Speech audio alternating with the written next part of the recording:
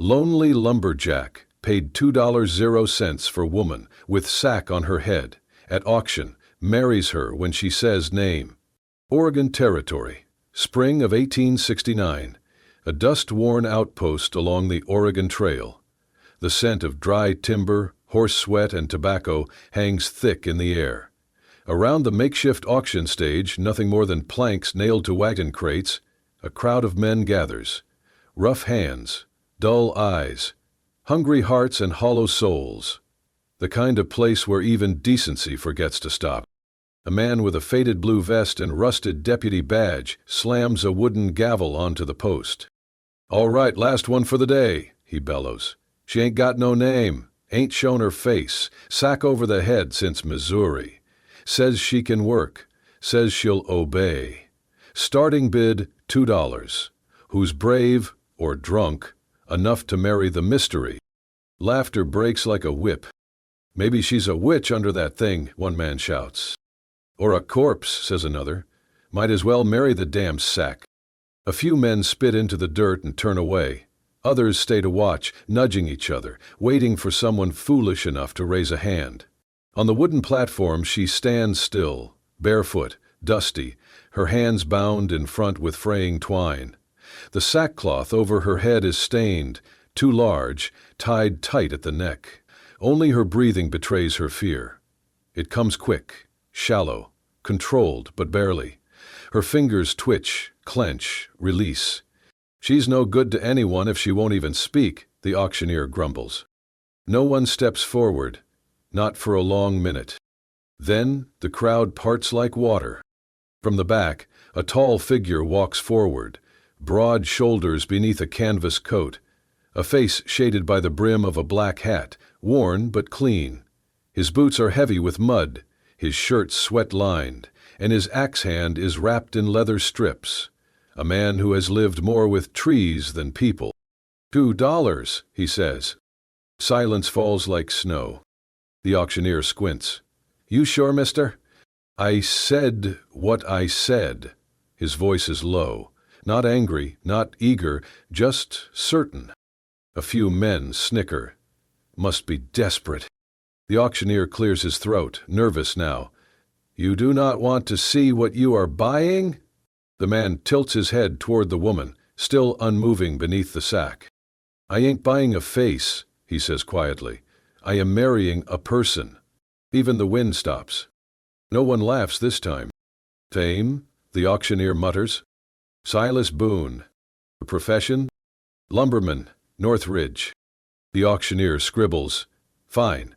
Let it be known that Mr. Silas Boone, resident of Oregon Territory, has entered lawful marital contract under the eyes of God and the witness of this court." He shoves the paper toward Silas, who signs without flinching. Then he turns to the woman. "You're now legally wed, miss. Say your name for the record." The sack shifts slightly, no sound at first. Then, very softly, so softly one has to lean forward to hear, the voice comes. "Annabel Crow." Silas freezes. The crowd leans in. The auctioneer raises an eyebrow, but says nothing. Silas's eyes widen, just a flicker, then they harden again, fixed on the sack, on the voice that now echoes in his mind, 3 winters ago, in the snow, in the dark. A voice he never forgot, a name he never heard, until now. And suddenly, the forest silence, the bloody snow, the firelight in that frozen cave, it all rushes back. He steps off the platform slowly, takes the woman's arm, not roughly, not urgently, just firmly enough to say, "You are safe now." No one stops them as they walk away. Not a word from the crowd, just the creak of boots over planks, and the whisper of a name that still trembles between them. Annabel Crow. The forest closed in around them as they walked, the trail narrowing to a thread of broken pine needles and packed earth. The light dimmed beneath the canopy, sun straining through the thick boughs like it too was unsure whether to come closer. Annabel said nothing. The sackcloth still covered her head, drawn tight around her neck, the edges fluttering in the evening breeze. Once the wind caught it enough to tug sideways. She reached up instantly, adjusting it with both hands, keeping her face hidden. Silas Boone walked several paces ahead, leading the old mule that carried the few supplies they had been allowed from the outpost. He did not turn around, nor try to speak. He simply kept to the trail, every so often glancing toward the trees, as if listening for more than wind. The silence between them was not awkward. It was a silence carved from different kinds of survival. They reached the cabin before dusk. It was built from dark pine, not large but tight, strong, clean, set against a rise of earth that blocked the worst of the north wind. There was a stone chimney, a stack of wood beside the door, and a rusted horseshoe nailed above the frame. Silas reached the door, pushed it open with a creak, then stepped aside. "You pick where you stand," he said quietly. "No one's going to place you anymore." Annabel stepped in slowly. Her movements were cautious but not weak. She did not remove the sack. Her steps made almost no sound across the smooth wooden floor. She did not sit at the table. She crouched against the far wall, back to the room, hands resting on her knees, silent. Silas stepped in behind her, placed a bundle of firewood near the hearth and began to work at the stove. No questions, no commands, only the occasional sound of iron shifting or water boiling. The scent came slowly, warm, thick, real. Something with spice, quill of cinnamon, the salt of smoked meat. He worked in rhythm, as if he had done this 1,000 times before. Annabel did not move. When the food was ready, Silas placed a wooden bowl near her. She flinched slightly but did not turn. He sat at the table with his own bowl, neither rushing nor staring. After several minutes, her voice came, muffled but audible. "Well, what is this?" Silas looked at his bowl, stirred once, and said, "I call it the meal for the last one standing." A pause. Then a quiet sound, almost a breath of a laugh, but stifled, withdrawn. He added, "Used to make it for myself after long days in the woods. Then I started making 2 bowls, even when there was no one to eat the second." She turned her head slightly, enough to glance sideways beneath the hem of the sack. On the chair beside him sat a second bowl, identical, steam rising from it, no one else in the room. Silas gestured toward it. "I used to set it for my wife, after the war, after the trees took more than they gave, just a way to say, I came home alive again." He paused. "Now I set it for you, and for her." The silence held. The fire crackled. Annabel reached for her bowl, slowly. Her hands trembled faintly, but she gripped the spoon and drew it under the sackcloth without removing it. She ate in silence, every bite small, careful, but she finished it. That night, while Silas washed the bowls in a tin basin near the stove, Annabel remained by the wall, her knees drawn up, arms wrapped around them, watching, not speaking. But for the first time since he met her, she was not shaking. That night, after the fire had died down to a steady glow and the last embers of supper had been cleaned from the bowls, Silas sat alone before the hearth. He had not lit a lantern. He did not need it. The firelight was enough, casting long shadows that danced along the log walls like silent memories. Outside, the wind moaned through the trees, long, low, and familiar. He leaned forward, elbows on knees, letting the warmth touch his face. But it was not warmth he felt, not entirely.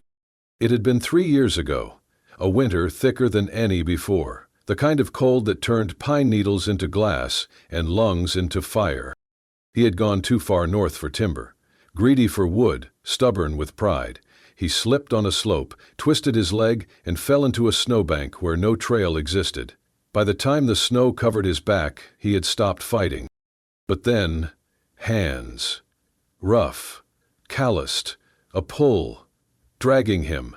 He remembered the pain, the jarring weight of his body moving against rock, then darkness. He awoke to fire, a small cave hidden behind a curtain of ice. The fire cracked and hissed beside him, and the smell, something earthy, bitter, like boiled bark, filled his nostrils. Across from him sat a figure, a woman. Her face was hidden beneath a sackcloth, tied carefully, just like the one in the cabin now. She wore layers of scavenged wool and leather, boots stitched from scraps. Her hands moved with precision as she poured a ladle of steaming liquid into a tin cup. When she spoke, her voice was neither high nor low, only soft, measured, tired. "You do not need to know who I am," she said, "but I am not going to let you die." He had tried to speak, but no words came. "Drink this," she continued. "It is pine bark and dry lichen. It will help the fever." He remembered the taste, bitter, but he drank. She had wrapped his leg, set it against hot stones, kept the fire going through the night. He faded in and out, fighting the cold, the pain, and whatever dreams tried to steal him away. When he woke again, morning, light blue and cruel, she was gone. Only the fire remained, low and guarded, and beside it, folded neatly, was a square of cloth, embroidered, purple flowers stitched in uneven thread, no larger than a palm. A token, or perhaps a message. He kept it, still had it, folded inside his coat pocket. And now, in the cabin behind him, a woman sat, with the same voice, the same quiet hands, the same sackcloth over her face, and a name, Annabel Crow. He closed his eyes, leaning further into the fire. He did not need proof. He had felt it the moment she had spoken on that auction stage. Not the name, the sound. The woman who had saved him had not wanted to be seen, not wanted to be known. And here she was again, still hidden, still nameless to the world, but not to him. He did not tell her that night. He let the memory live inside him, a silent agreement between past and present. He glanced back toward the small shape huddled near the far wall, sack still on her head, back still turned. The same fear, the same need to disappear. But this time, Silas thought, she was not alone. And that, maybe, was the start of something that could live beyond snow. The forest held its breath that morning. Mist clung low to the roots, curling around the base of the trees like secrets too shy to rise. A soft wind passed through the needles above, high and slow, as if even it did not want to interrupt. Annabel stepped outside the cabin alone. She moved quietly, arms folded across her middle, and walked toward the tall pine that stood like a sentinel at the edge of the clearing. The sack still covered her head, but her steps no longer wavered. Her spine was straighter now, not proud, but no longer bowed. At the base of the tree she sat. She turned her face slightly to where the early sun cut through the branches. She reached up with trembling hands and loosened the knot behind her neck. The sack slid up just far enough to let her breathe, open-faced to the wind. Her mouth, her nose, a sliver of cheek. It was not defiance. It was a beginning. Silas saw her from the side yard, where he knelt beside a wooden basin, oiling the teeth of his saw. He did not rise, did not call out, but after a moment he spoke, low, steady, as if saying it more to the trees than to her. "I once got hurt bad, deep winter, got turned around near Black Ridge. I should have died out there." His fingers moved over the blade, cleaning. "But someone found me, pulled me into a cave, saved my life." Annabel did not turn. She wore a sack over her head, would not say her name, barely let me see her hands. He paused, but I remember her voice. He turned his head just slightly, not to face her directly, but to let his words carry fuller. "Your voice sounds just like hers."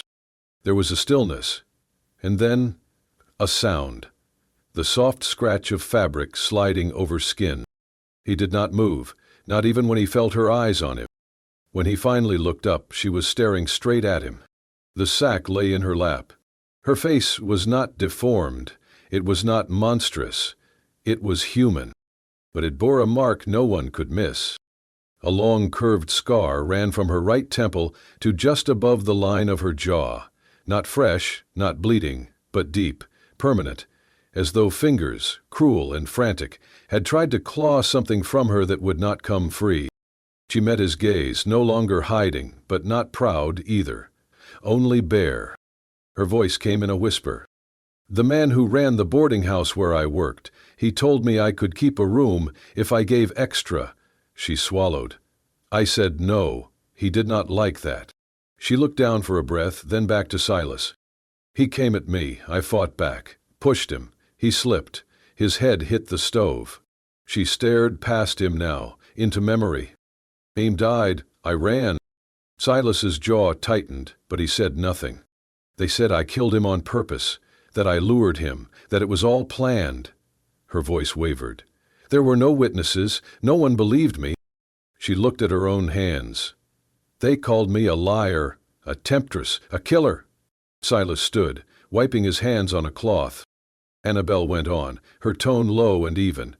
They sold me off to pay his debts, passed me along from one hand to another like cattle. They covered my face to make it easier, to make me nothing. She looked at the sack in her lap.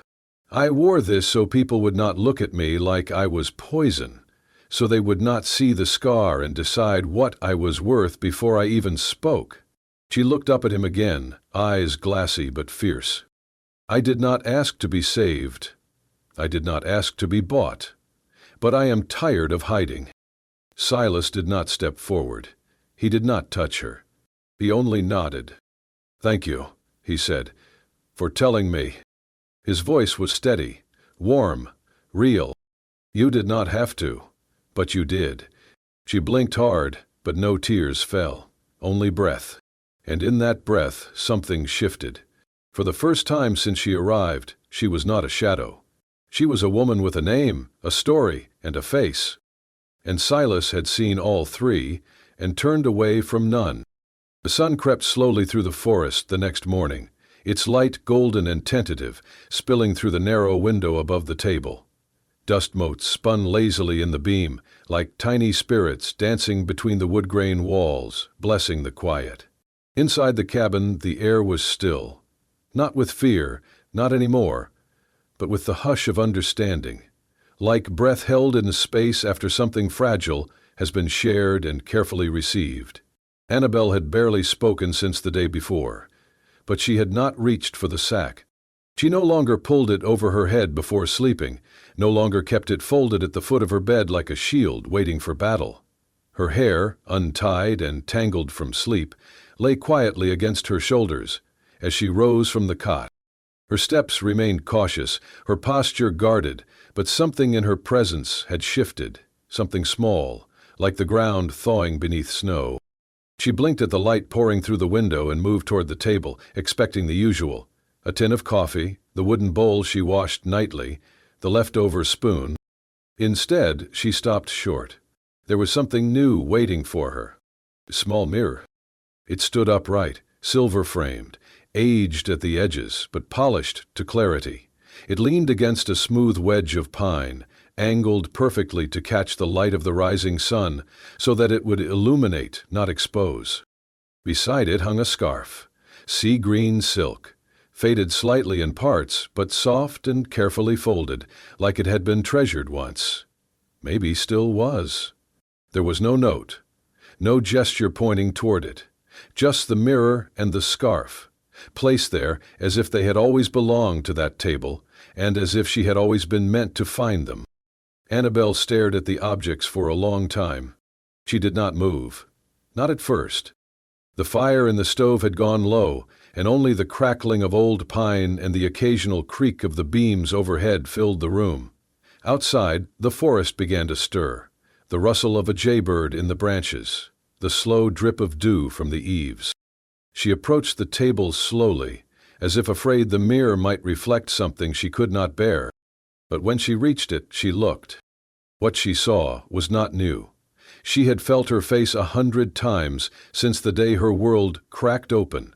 She knew the ridges of the scar, the path it carved down her cheek like a brand that never asked permission. Her hand lifted. She touched the mark lightly, the way one might touch a name etched into stone, familiar, inevitable. But this time, under the sun through clean glass, she did not wince. The scar was still there. It always would be. But so was the woman behind it. Her gaze lingered, then shifted to the scarf. She lifted it with both hands. It slipped through her fingers like river water. Cool, gentle, kind. There was care stitched into its every fiber. She brought it to her head, not to hide the scar, but to shape what others would see, to soften the outline, to take control of her own image, not out of shame, but of choice. The scarf settled into place like it belonged there. In the mirror, a new figure emerged. Not the hunted girl from the auction, not the ghost from the snowstorm, but a woman, full, upright, still carrying what she had lived through, but no longer buried by it. Behind her came a sound, soft boots on plankwood.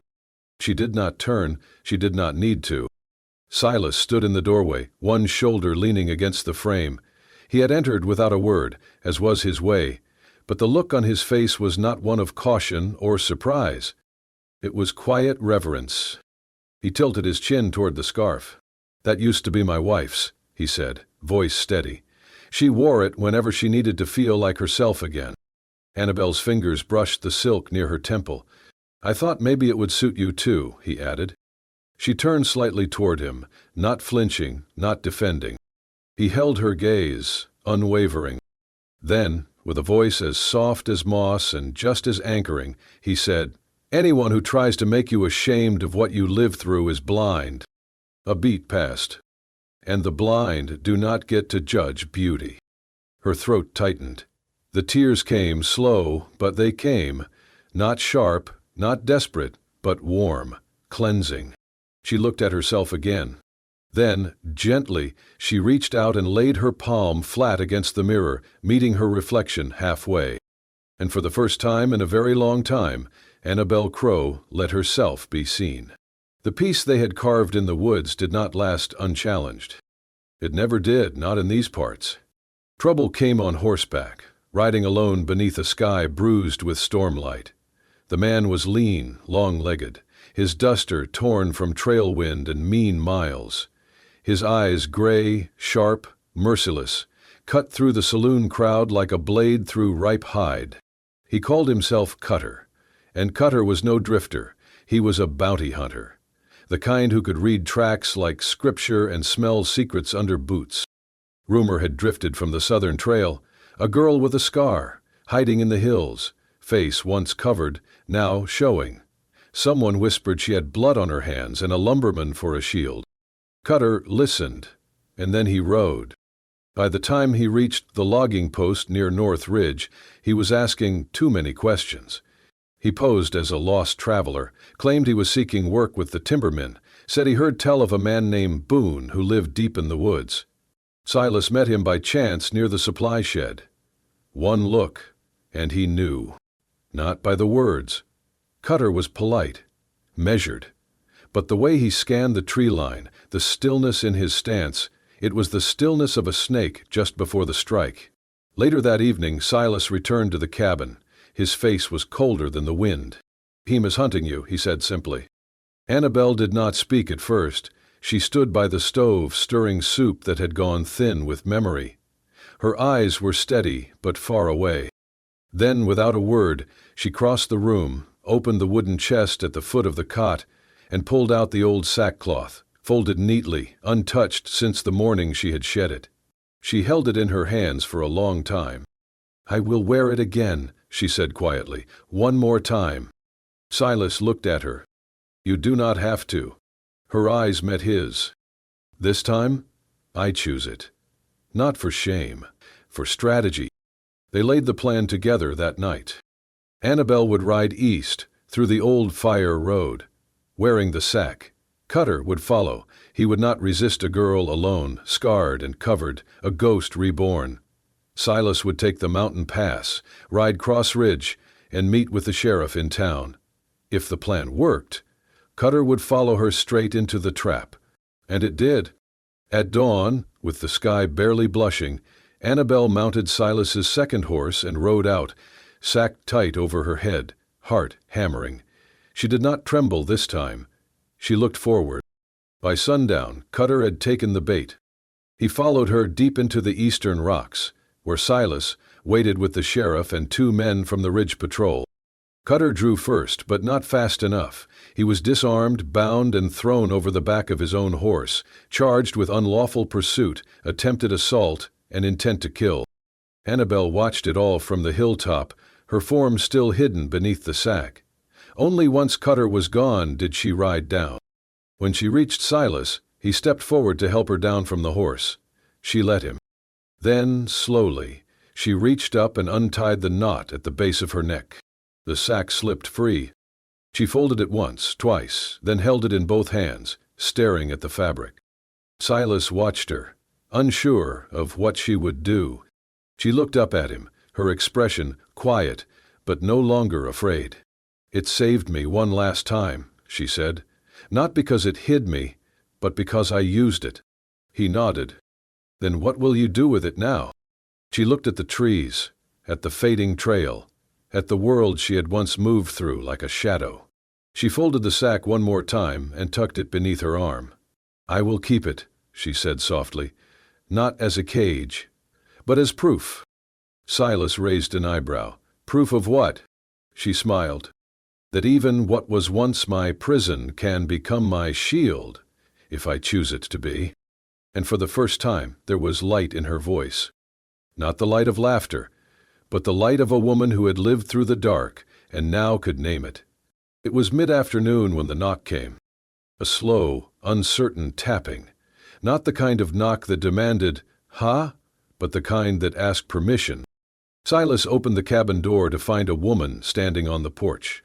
Her dress was worn, travel-stained, and her boots carried the red dust of long roads. Her skin was dark, her posture straight, her eyes cautious but kind.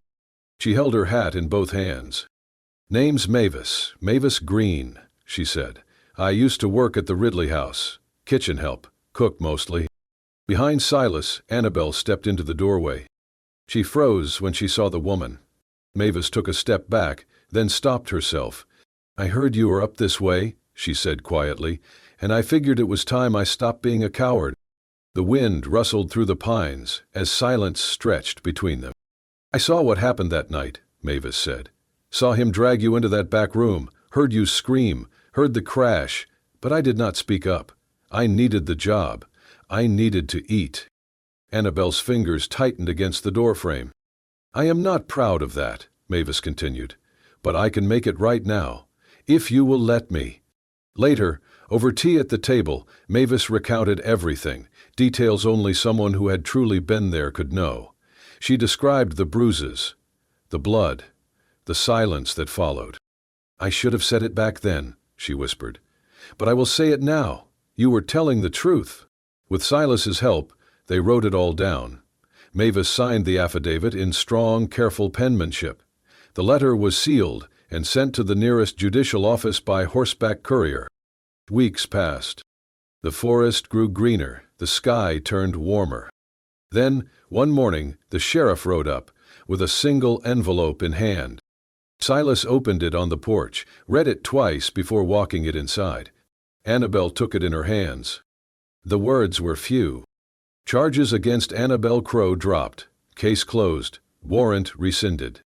She read them again, and again. Then she walked outside, past the firewood pile, past the horses, and down to the tree line. She found the old pine, the one she had once buried her sackcloth beneath. She sat at its base, running her fingers through the moss, breathing. She did not cry. She did not laugh. She just closed her eyes, and in a voice barely more than breath she said, "For the first time in my life, I do not have to run." Justice had come. Not with trumpets, not with applause, only with truth, and the quiet strength of someone who had finally decided to stand beside it. Spring came gently to the ridge. The trees, once bare and brittle, now wore soft buds like promises waiting to bloom. Mist still rolled in at dawn, but it was thinner, lighter, as though even the fog had grown tired of hiding. Birds sang again. The river moved with purpose. The forest felt forgiving. Silas had been busy. With spare wood and a quiet kind of care, he built a modest canopy just outside the cabin, near the edge where wildflowers began to claim the grass. It was nothing grand, 4 upright beams, a simple arch draped in linen, but it stood strong. Like him, they invited only a few. Mavis came, smiling wide in a dress that did not match but still suited her spirit. The old blacksmith, from town, brought a bottle of apple brandy. The shopkeeper's wife carried a basket of bread and a bouquet of mountain lavender. They were not many, but they were enough. Inside the cabin, Annabel stood before the small mirror Silas had left for her months ago. Her dress was plain muslin, hand-stitched, the color of cream. But it fit her perfectly, because she had made it herself, with steady fingers and quiet nights. On her head she wore a veil.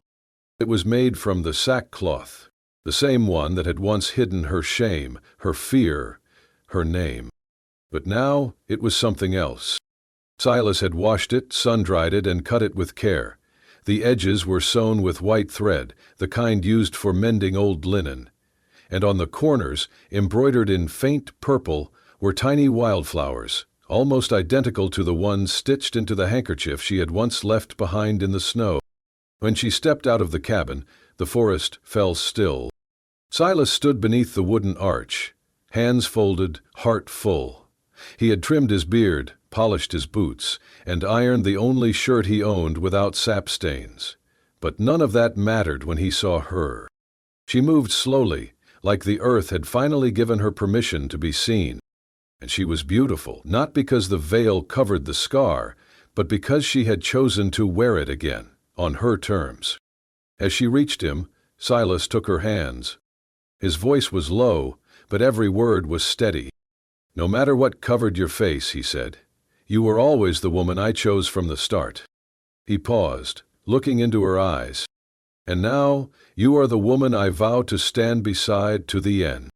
Annabel smiled, not with the caution of someone who had been hurt, but with the peace of someone who had finally healed. He whispered, "And I vow the same."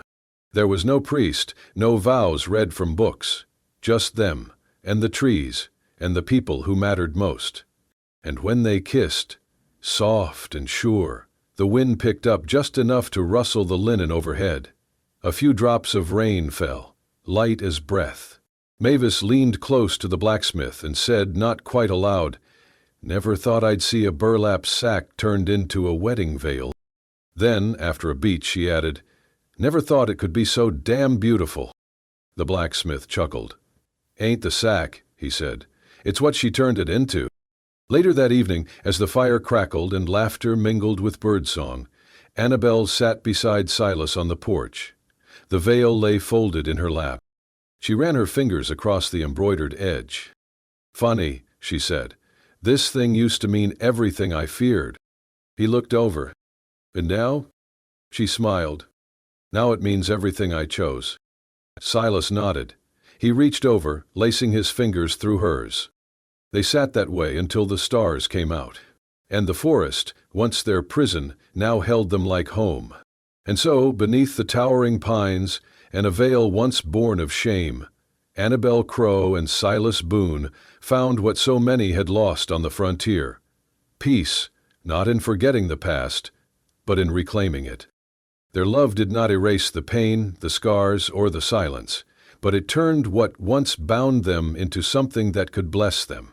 Because sometimes, in the Wild West, survival was not just about holding on, it was about choosing what to hold on to. Thank you for riding with us through this journey of redemption, courage, and quiet devotion. If stories like this move your heart and stir your soul, do not forget to subscribe to Wild West Love Stories, where love rides farther than fear, and even the roughest trails can lead home. Tap the bell so you never miss the next tale. Until then, ride steady, love deep, and remember, where bullets missed, hearts did not.